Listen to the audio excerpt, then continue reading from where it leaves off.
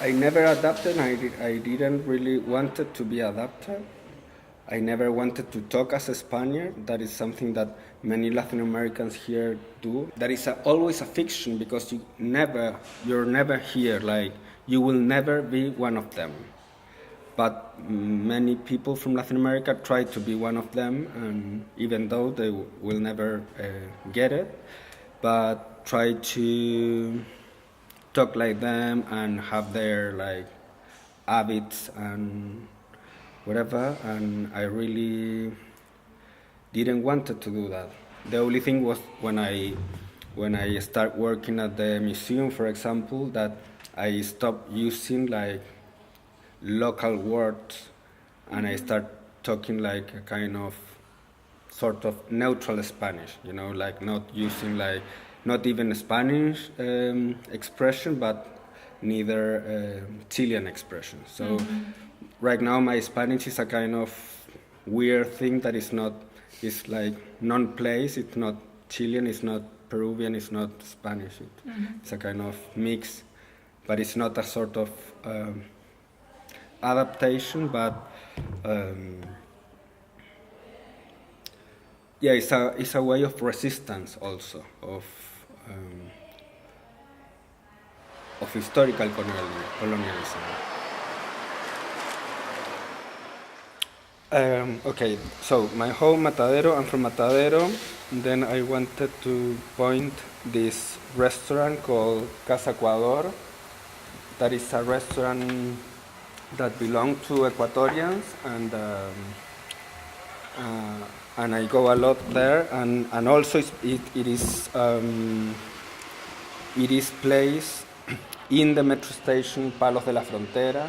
That Palos is the port from where Colón go to the Indias, so it's another part of this necropolitics of Madrid, of recovering or exalting that past of Palos of the frontiers. And I like it very much because regularly there is not Spanish people there, they are mainly Ecuadorians. And which road should we take from Matadero? Yeah, Paseo de las Delicias. That also Delicias is a quote from the Bible that is said, the children are the delicias of God. So it's a kind of, I don't know, it's a weird quote, kind of pedophile things of God. So, delicias is delicious, yes. Like the children are the delicious of God. So that's why it's called Delicias. So you should take Paseo de las Delicias and then Palos de la Frontera, there is this road, and then Batalla del Salao, that is where is this restaurant. Yeah, that we could look at which one was Batalla del Salao, was probably a colonial battle or something like that.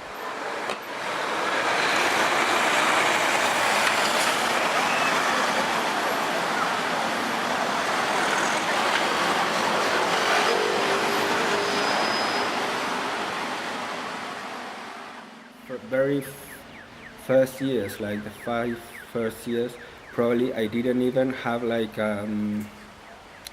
radical critical position against the Spanish policies. I didn't wanted to be part of them, but I didn't even wanted to hurt them or be against of them, even though I had a lot of arguments to do that. But it was a way of trying to be kind of kind of calm here, but what I realized was that